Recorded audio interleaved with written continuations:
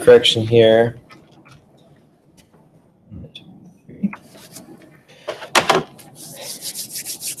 So to name these things, we've got to make sure to put it in the correct category and then figure out the name from there. So is this ionic or covalent?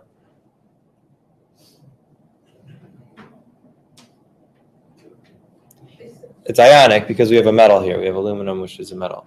So that means it's either going to be we name it just the metal and the non-metal, or the ion, or we use the parentheses. Which one do we use here? Do we use the 3 or not? I use the 3. You use the 3? But no, yeah. Some people we don't, because aluminum is one of the is not a transition metal. Does not have variable charge. Only one kind of charge, which is +3.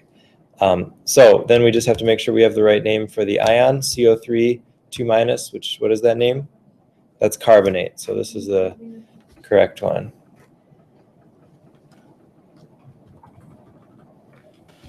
All right, and then we've got ClF5. Is that?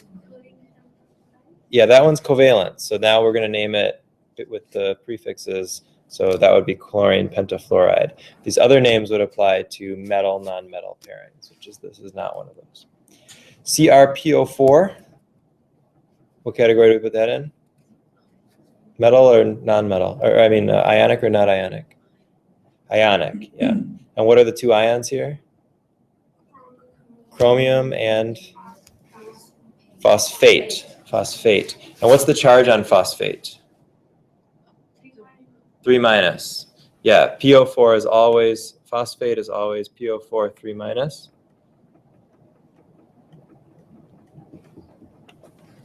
So that means that the charge on chromium must be what?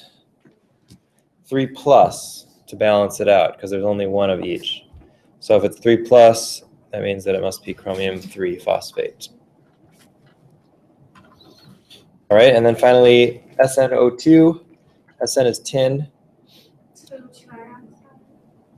Well,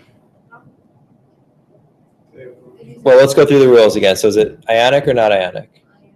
Ionic, which means that we use the metal and the non-metal, so we would not use this dye, so that one doesn't work. And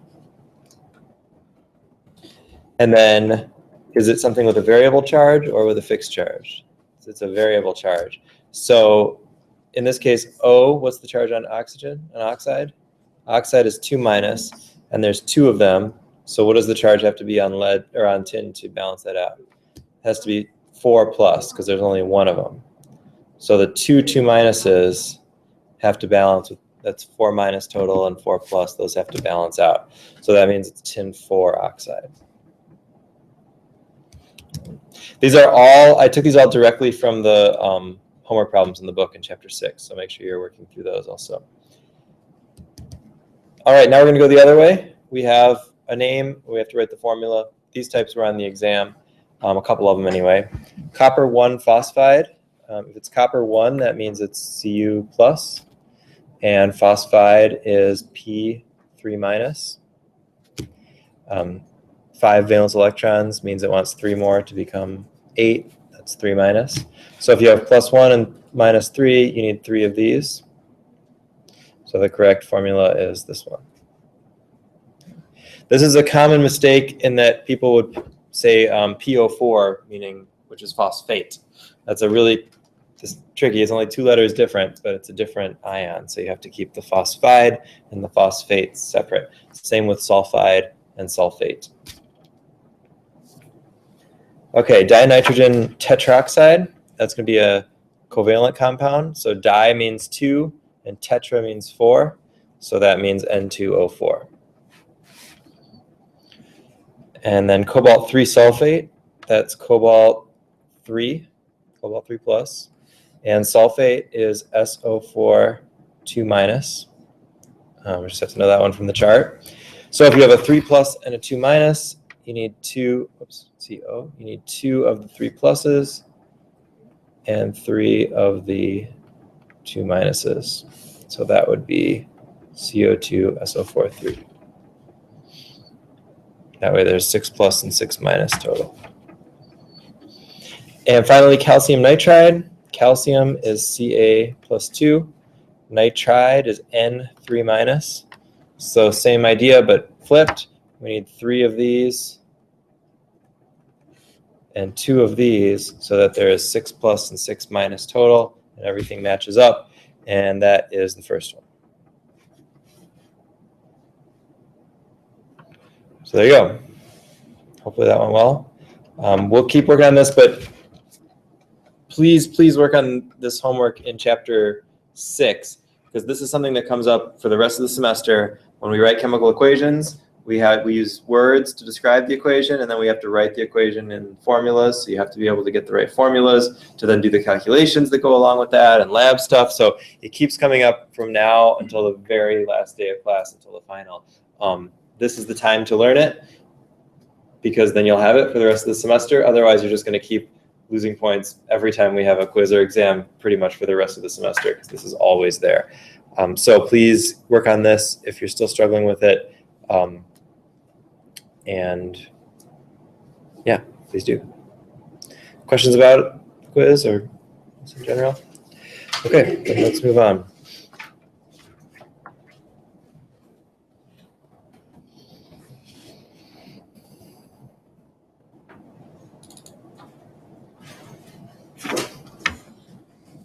So I think I'm going to start a new thing, but all right. So this was all the naming stuff that we did before. A new page.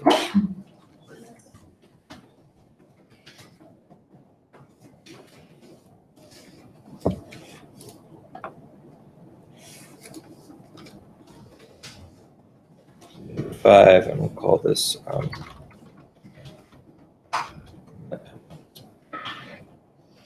right. This is going to be kind of the second half of chapter 6.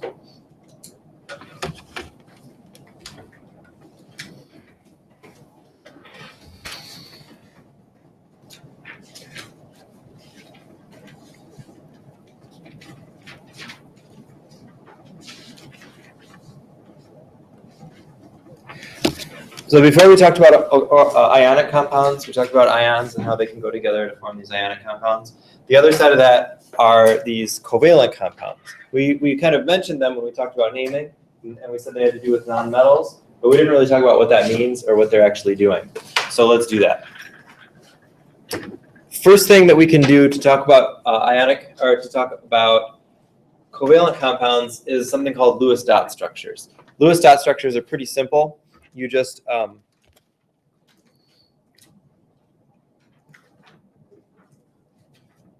you show the number of valence electrons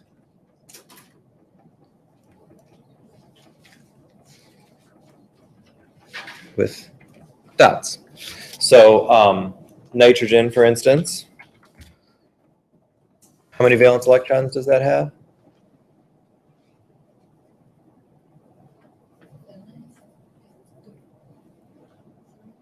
5 valence electrons in group 5. Yeah.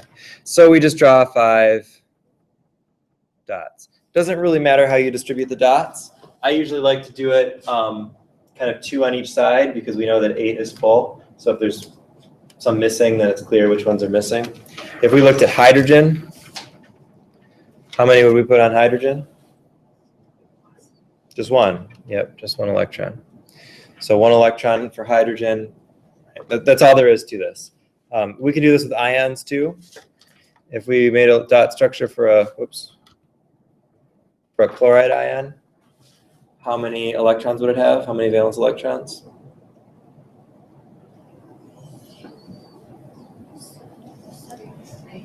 8, right. Chlorine by itself, a neutral chlorine atom, has 7. If it's chloride, that means it has 1 extra to make it negative. So that's 8. So I'm going to go 1, 2, 3, 4, 5, 6, 7, 8.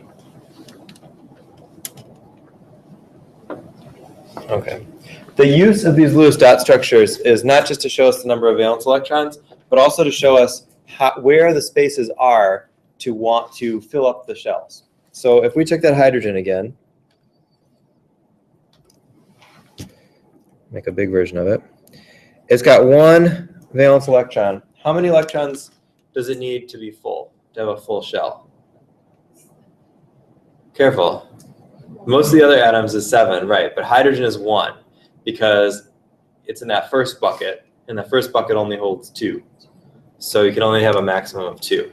So we can look at this structure and say, well, it has 1, which means it kind of has a hole, like a space. If it could get that other one filled, then it would have a nice full bucket, and it would be good. One way to do that is to make an ion, as we talked about before. It could gain an electron, become hydride, and have 2 electrons. But there's another way that it could do that through something called a covalent bond. In a covalent bond, another atom of hydrogen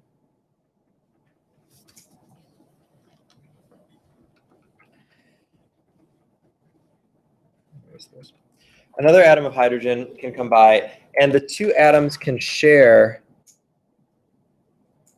their electrons.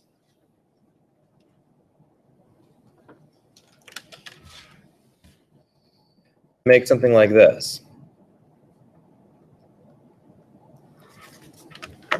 What's really happening here, it's not that they're like sharing them in some physical way. It's that the 2 atoms have gotten close enough to each other that the valence shells are actually overlapping. And the 2 electrons are physically in each other's valence shells because they're so close together. So they can be in both valence shells at the same time. And so that's what this term covalent comes from.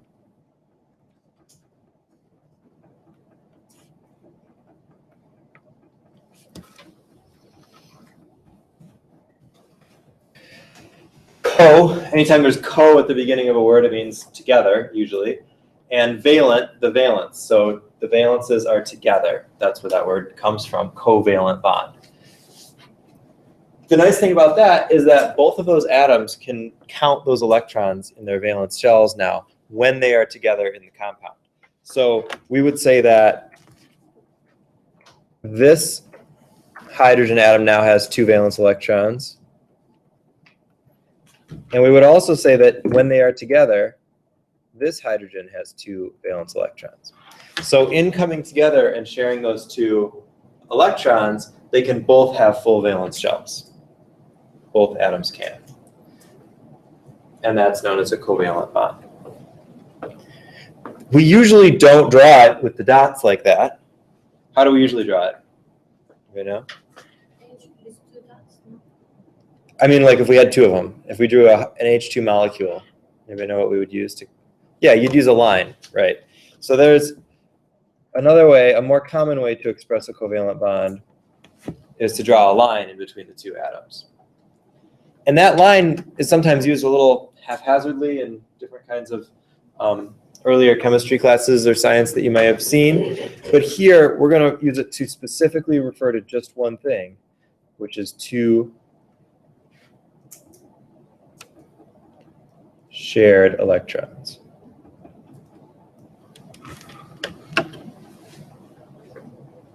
So when we draw that line in between 2 atoms, we mean that those 2 atoms share electrons, which means that also there are times when that line is not appropriate to draw.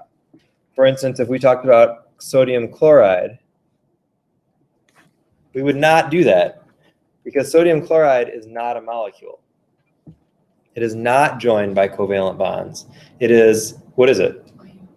It's ionic. It's individual ions that just happen to be stuck together because positive and negative attract. They're not sharing anything in that way. So we don't use the line to connect Na and Cl. We only use the line when they're sharing electrons. And that group of atoms that share electrons is known as a molecule.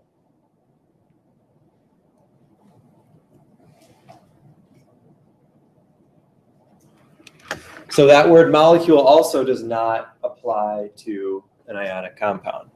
A molecule is a particular type of joined atoms that are sharing electrons, sharing valence electrons. All right, so let's look at how this, what happens when there's larger atoms involved. For instance, oxygen. How many valence electrons does oxygen have? 6, right?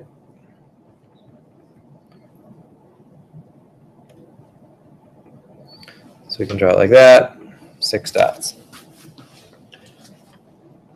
We can also see now, because we know that oxygen wants 8, that would be the full shell, that's called an octet, that there's kind of 2 spots for electrons to go. So this might lend us to predict that oxygen would like to make 2 bonds. And that's true. Oxygen usually makes 2 bonds. So it works out.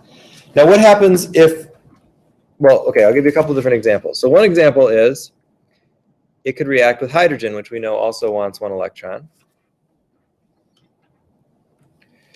Could share those 2 electrons with hydrogen. And then do the same thing with another one.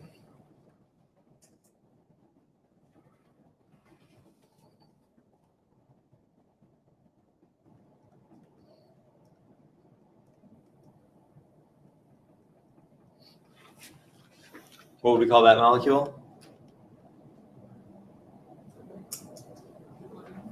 Yeah, but it has a name. Does anybody know what we call that? Water, yeah. So that would be water, H2O. Normally we wouldn't draw it like this, like we say, we usually use the lines. So with the lines, and it doesn't really matter the geometry, we'll get into that later, but notice that even when we draw those lines, there are still leftover electrons on the oxygen.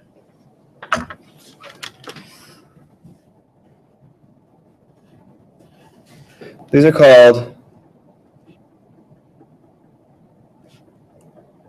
non-bonding electrons, so electrons that are not involved in bonding, or sometimes lone pairs.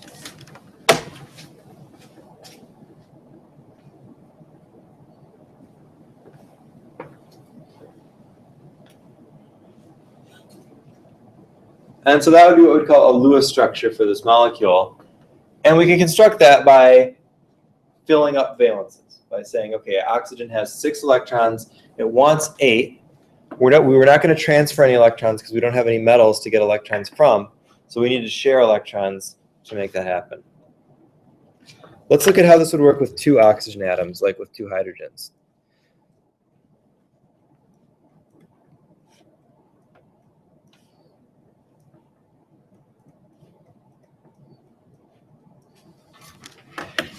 So we've got 2 oxygen atoms, and we want to make a molecule out of the 2 of them together.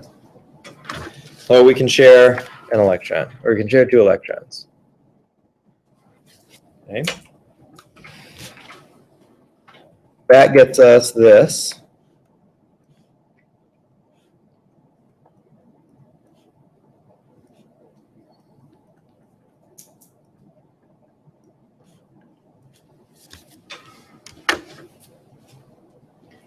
Is that a correct structure? Is that a good chemical structure for O2? What's wrong with it? Because of more electrons. Yeah, so Made them one more. Right, so what we have to do here, and there's a lot of trial and error involved in these kinds of problems. You draw something, you construct something, and then you check it, and you see if it works or not. So here's how we check it. We count each atom, and we see if it has a full valence shell or not. If it does, great. If not, then there's a problem. So we check oxygen, and we count each atom for electrons. We'll count the non-bonding ones first, because that's easy. 1, 2, 3, 4, 5. And then how many electrons do we count in the bond? 6. 2, yeah, because they both count for both atoms. So that's 1, 2, 3, 4, 5, 6, 7. So that oxygen now has 7 electrons in its valence shell, as does this one. And that's not enough, because we need 8. Okay. We talked about that octet rule before. That applies to covalent compounds as well.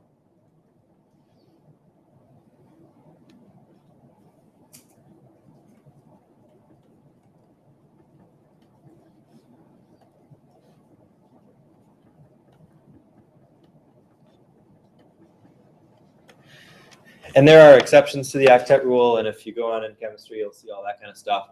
But we're not going to see that in this class. So we only have 7 electrons per oxygen atom, and we need to get 8.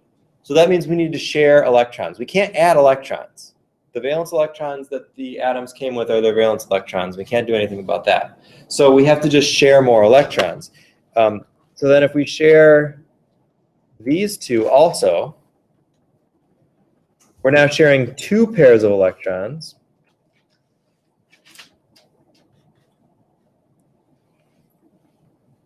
And so we draw a second line, and we call that a double bond. Now we can count those electrons up again. So this oxygen has 2, 4, 6, 8. And this oxygen has 2, 4, 6, 8. So now we're good. Each atom has an appropriate number of electrons. Sound good so far? Okay. Let's try, see if you can come up with one.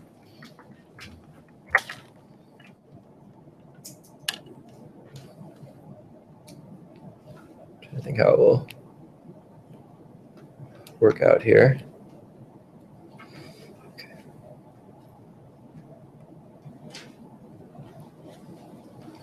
You may already know the structure, but CO2, carbon dioxide. See if you can do what we just did. Figure out how many valence electrons are on each atom, and then put them together into a molecule where each atom has 8 electrons around it, just like we did with these others.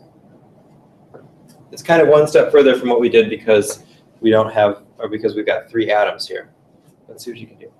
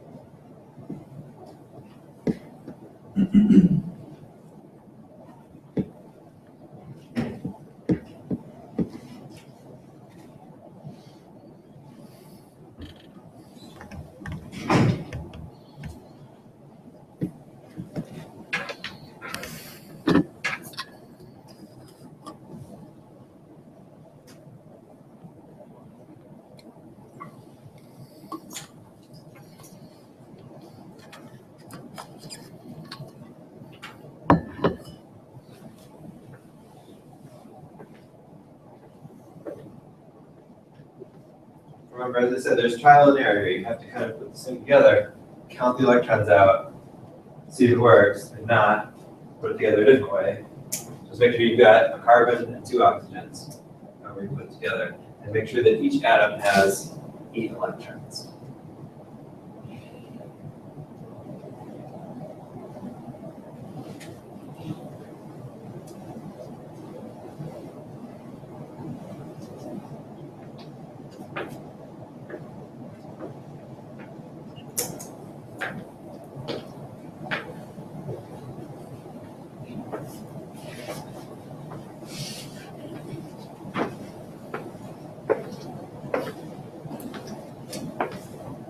Maybe another minute to play with it.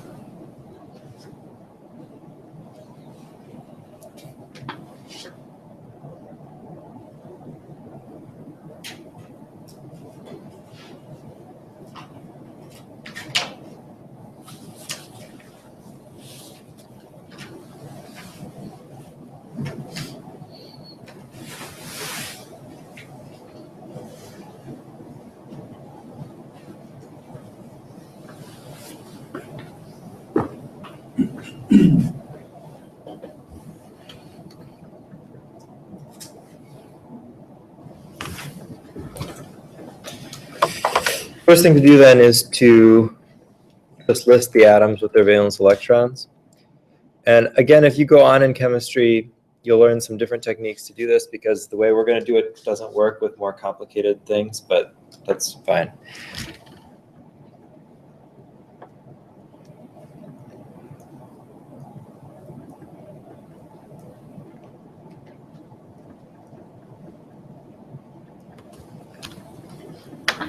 So I like to put pieces out there like that with their valence electrons. And the nice thing about drawing the valence electrons that way is you can see these holes, the places where it can connect.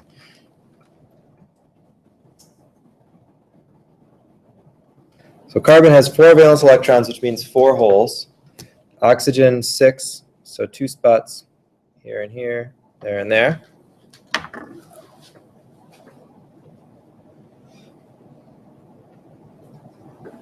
So then you can kind of think of this as like a little toy that you have to connect things together, and you need the right number of holes, and you need, one thing that connects to this thing, and you can kind of see how this might connect or might not connect. I'm going to go through the correct structure, and then we'll talk about how you can know that some of the other structures don't work. So one thing that I would see here is that carbon seems to have more connection points than oxygen. So I would want to put that in the middle, because then I can put the other things on around to the outside. So if I put carbon in the middle and an oxygen on each side, and let's just go back to sticking with the dots, just so we can count everything more easily.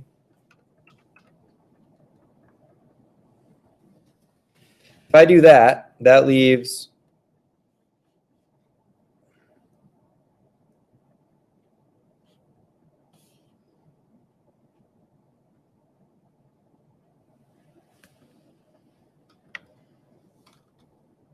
something like this, and a hole on oxygen, 2 holes on carbon, and a hole on the other oxygen. So just seeing those holes, I know that I'm not done, because each element does not have an octet, does not have 8 electrons. We've got 7 over here, 6 in the middle, and then 7 over here. We can't add electrons, so we have to share more. So we have to say, okay, let's share these 2, and let's share those 2. So that's going to look like this.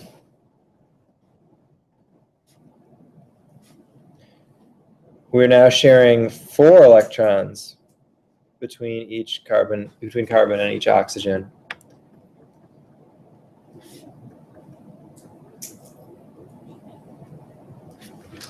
And now when we count, remember we can count any shared electrons for both atoms. So we can say for this oxygen we've got 2, 4, 6, 8. For carbon we've got 2, 4, 6, 8.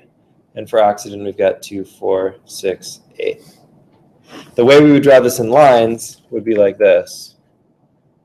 2 shared electrons to oxygen over here. 2 shared electrons to oxygen over here.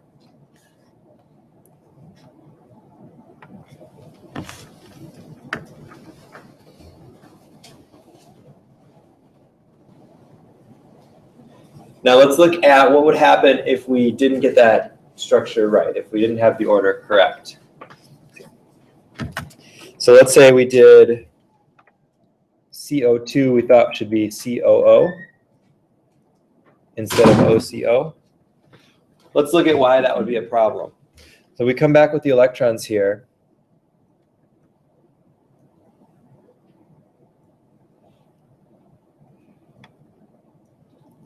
Let's say we shared like this.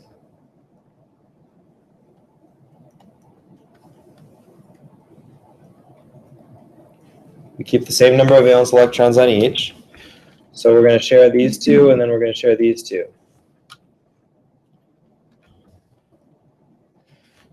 And that's going to lead to this kind of a structure, which is, by the way, this is a fine place to start. It's fine. You see this, you put it down, and you look and start counting everything out.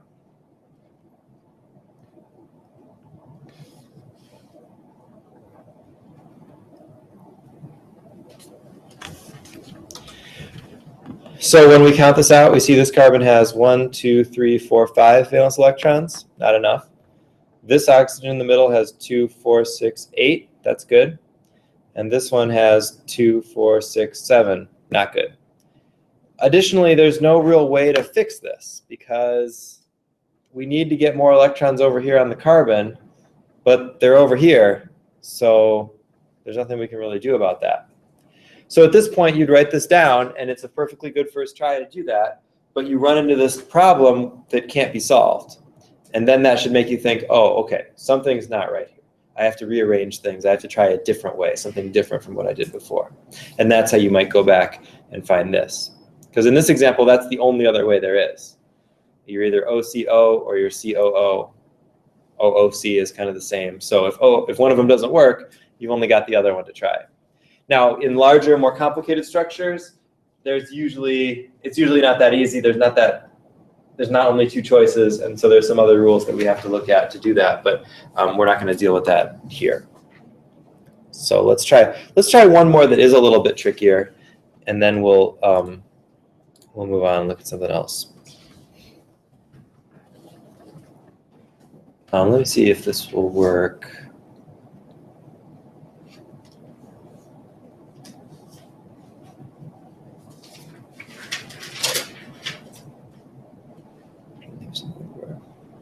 Okay, this one I want you to, if you can, work together on this one. So just kind of turn around or join up and see what you can come up with. N2O5, dinitrogen pentoxide. And I'll give you a hint.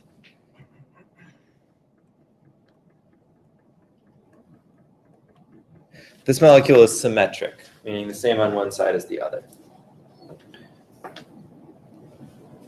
So work together and see if you can come up with a structure for this.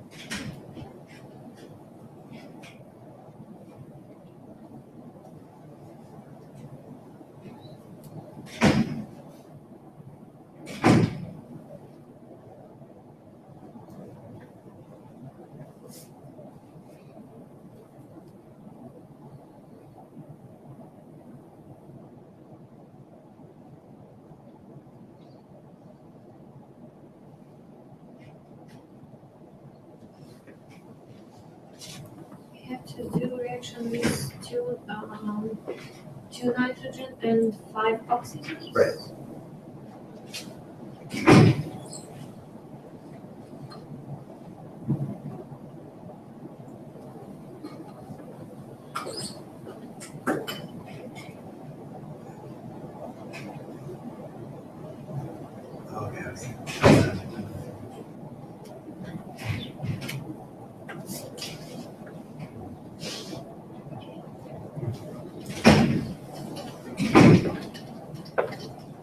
So one way to think about this, because this is a lot of atoms together, is think about this building block approach.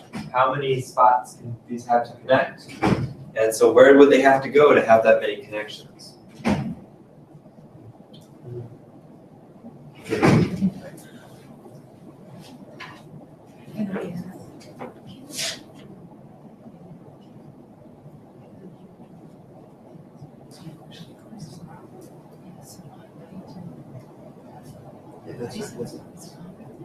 But there's a problem with this, I just realized. All right, I just realized there's a problem with this problem. doesn't actually work all that well. Yeah, never mind this one. I'll show you. Let me show you what the problem is. It was not a great example because of this. So if you put it all together in a symmetric way where it joins up, you could get this, which sort of looks good so far.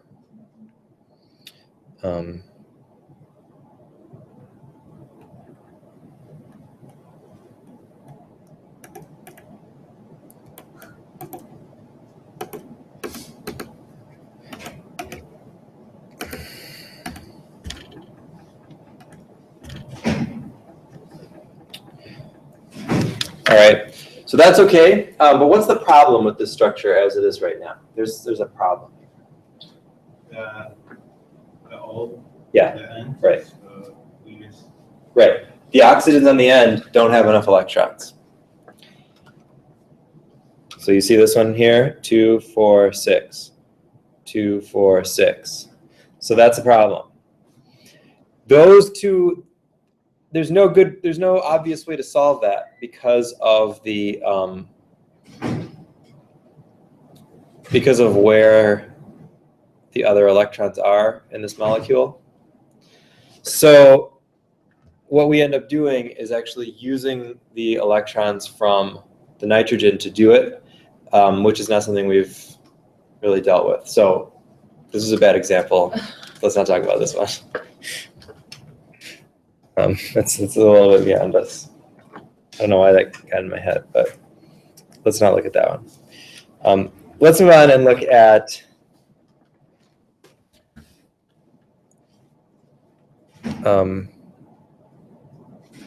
something called polarity.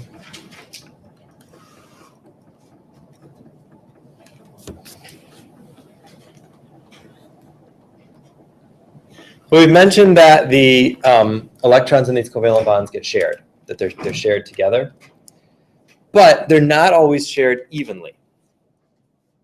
So in a hydrogen molecule, H2, they share 2 electrons, and those electrons are shared evenly.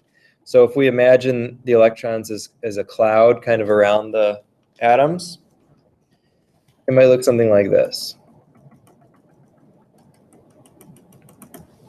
The 2 valences intersect, and the electron is kind of in both of them at the same time together. This differs from something like, something like HF.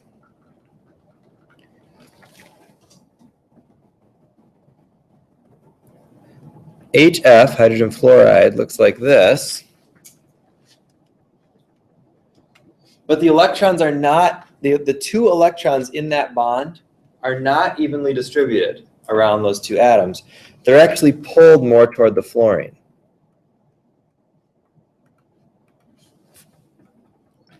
So the electron distribution in this molecule is more like this.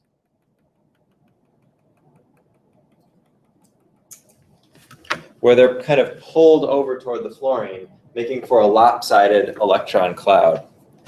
And for a little bit better picture, I'm going to pull up the book here.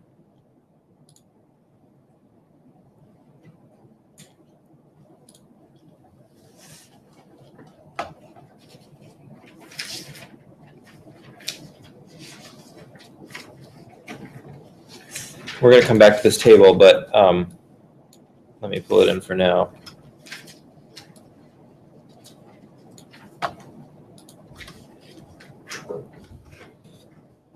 Don't worry too much about the words and the numbers for right now. Just look at these pictures. What we're looking at here is how are the electrons shared in this molecule. And there's essentially 3 states on a continuum, on a range that this can be. They can be perfectly evenly shared, like here. They can be pulled over to one side, like here. Or they can be completely transferred from one to the other, and we call that ionic. So this in-between part, like HF, we're saying is kind of in between covalent bond and an ionic bond. The electrons are pulled over to one side, but they're not totally taken by one atom. They're just more on that side. the important thing about that is that it leads to a separation of charge. If they're perfectly, remember electrons are negatively charged, right? Negatively charged particles. So if they're perfectly evenly distributed, that means that all around the molecule should be about the same amount of negative, the same negative. But if the electrons spend more time over here, then this side will be more negative and this side will be more positive because the electrons have left this side and have come over here. So in a situation like what we have here, this side becomes more negative and this side becomes more positive.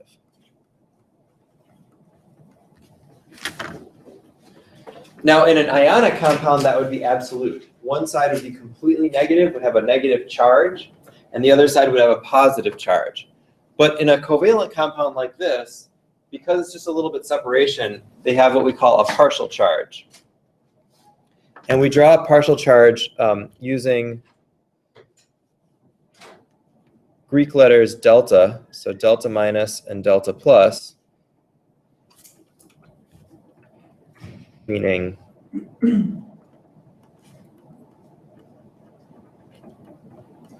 partial charge. So just a part charge, not a whole charge.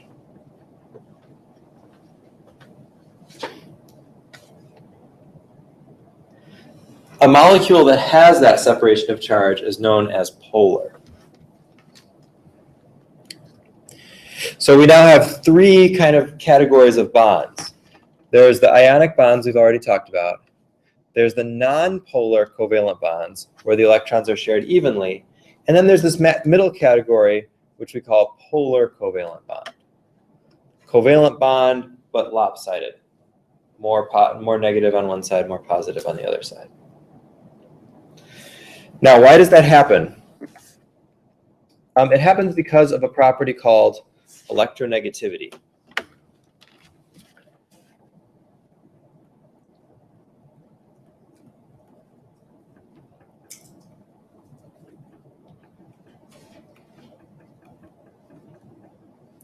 Electronegativity.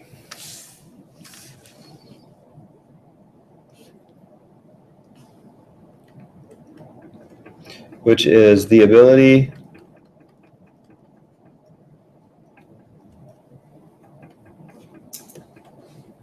of an atom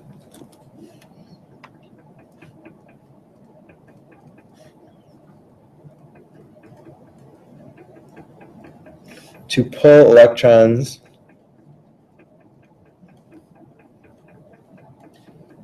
in a covalent bond.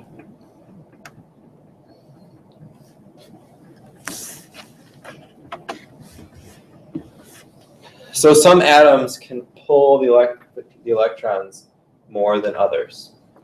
And this property is called electronegativity.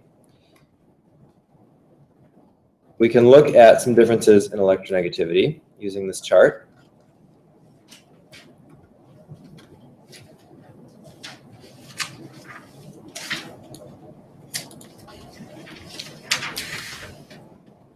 In the book. You don't have to memorize any of these numbers, but these are numbers that are a relative ranking of how much one of these atoms can pull relative to another. So you notice the bond that we looked at up here, HF,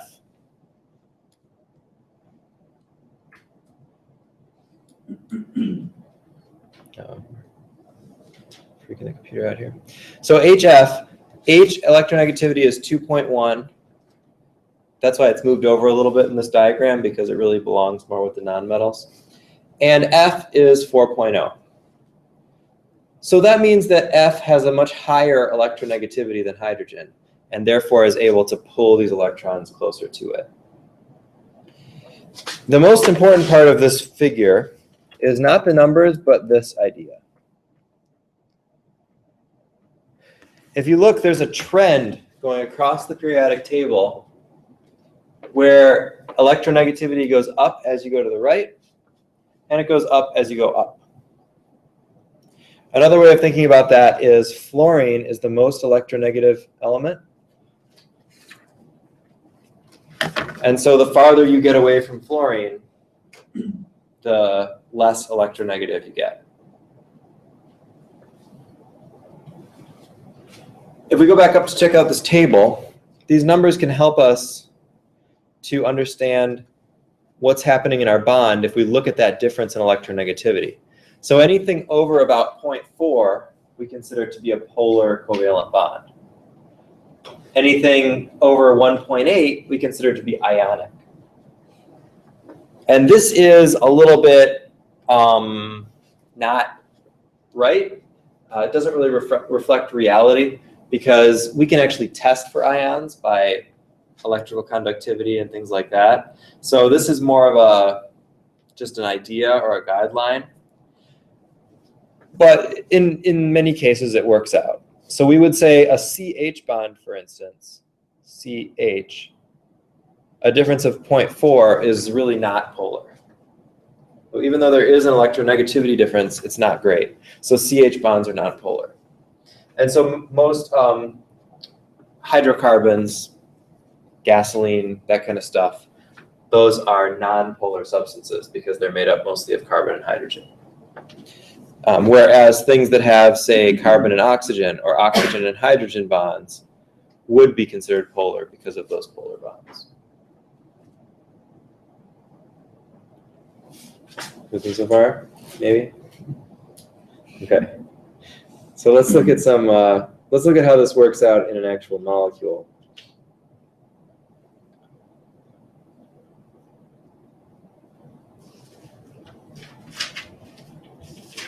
Okay.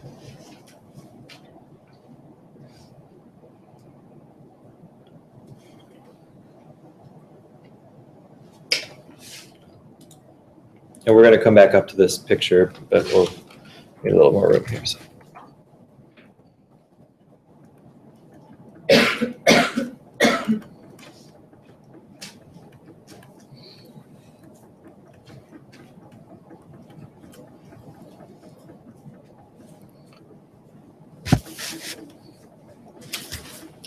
All right, so to see if a molecule is polar, what we need to do is we need to look at the individual bonds and then see if we can say that there's overall a positive side of the molecule and a negative side of the molecule.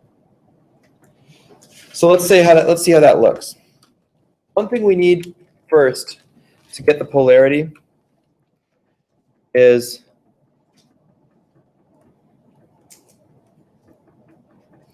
we need to know the shape of the molecule, because that's now going to affect where the negative and positive parts of the molecule are. So we need to know the molecule's shape. There is a section in the book that tells you how to come up with the molecule's shape, but that's actually skipped in the objectives for this course, so we're skipping that part. So I will tell you the shape of the molecule, and then we can decide if it's polar or not. Let's look at water, for instance. Does anybody know what the shape of a water molecule is? It's like oxygen. Yeah, you were doing it, right? It's like oxygen at the top and hydrogen's kind of down at the bottom. Yeah. It's like Mickey Mouse. Like Mickey Mouse, yeah. All right, I'll draw upside down Mickey Mouse. But yeah, like this, with its electrons over here. Okay, so there's the shape of a water molecule. Now, if we want to know if water is polar or not, the first thing we have to do is look at the bonds. So what types of bonds are there in water? There's OH bonds. That's the only kind. There's two bonds, and they're each OH. So we look at the table of electronegativities, and we say, all right, is an OH bond polar? So what do you think? Yes. Yes, it is. The difference in electronegativity is 1.4, which is pretty big difference. So, but not big enough to be ionic, but a big difference. So yes, the OH bond is polar.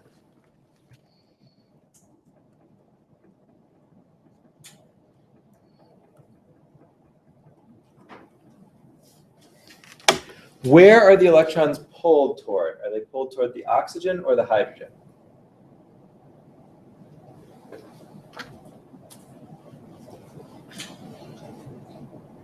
Are the electrons pulled more toward the oxygen or more to the hydrogen? Oxygen. The oxygen, because it has a greater electronegativity. So whatever atom is closest to fluorine, that's the one that can pull the electrons toward it the most. All right, so the oxygen pulls the electrons toward it, which means that it is going to have a partial negative charge and the hydrogen is going to have a partial positive charge. And then the same thing happens on the other bond.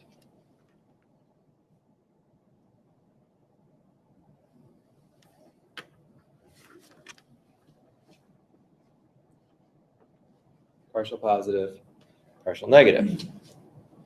So the net effect of all of that, if we look at the shape of the molecule, is that the negative charges are up at the top of the molecule and the positive charges are at the bottom of the molecule. You see that here?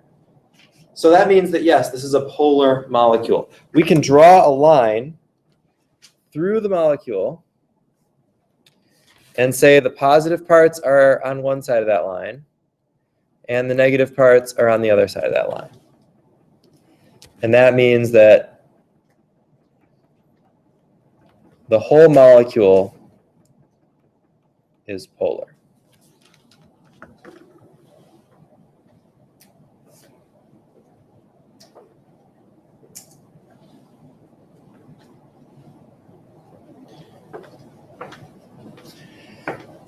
So one way to look for polarity is just to look at the bonds. And some molecules are made of polar bonds, and some molecules are made of nonpolar bonds.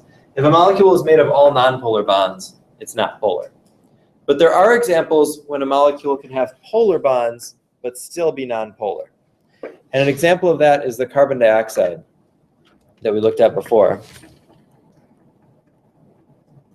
The shape of carbon dioxide is just like I drew it before. It's actually straight like this.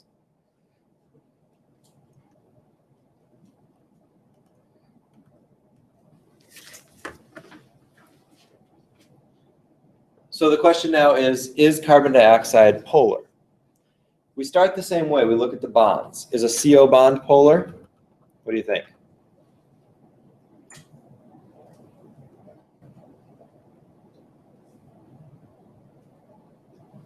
The CO bond polar?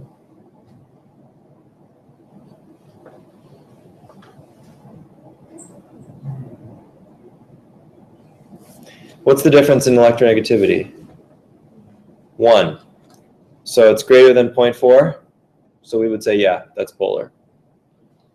So those bonds are polar. Which way are the electrons getting pulled? Toward the oxygen or toward the carbon? The oxygen, right, because that one has the higher electronegativity. So for each of these bonds, we can say the oxygen is partial negative and the carbon is partial positive. Oxygen is partial negative, carbon is partial positive. So these are polar bonds, and that's true. But this molecule overall is not polar because it doesn't have a plus side and a minus side. The minuses are on the outside and the pluses are in the middle. That's not polar. Polar means one side is more positive and one side is more negative. So that's not what we have here. If we imagine looking at this molecule, we would see something like this. We would see, remember, molecules are big spheres.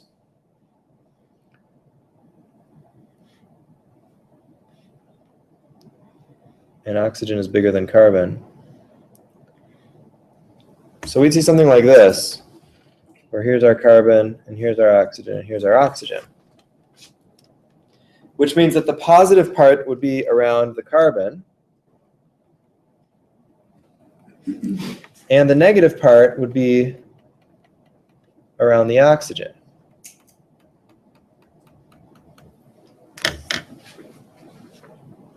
And that makes for not a polar molecule because there isn't a clear positive and negative side. There's positive in the middle and negative on the outside, and that's different.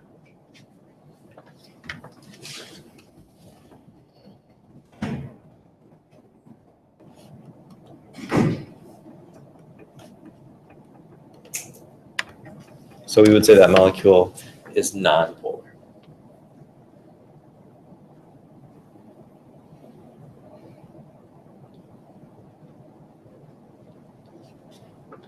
So you should be able to work through much of chapter 6 now. Remember, we're skipping the section about the shapes. So I would always tell you the shapes of the molecules.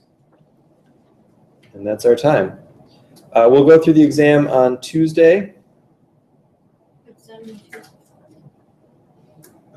No, we're gonna talk about the exam on Tuesday. And then lab Wednesday, and we'll go on from there. So no quiz next week. We'll probably have a quiz the week after. There's one part of chapter 6 we haven't gotten into yet, which is the forces, the intermolecular forces.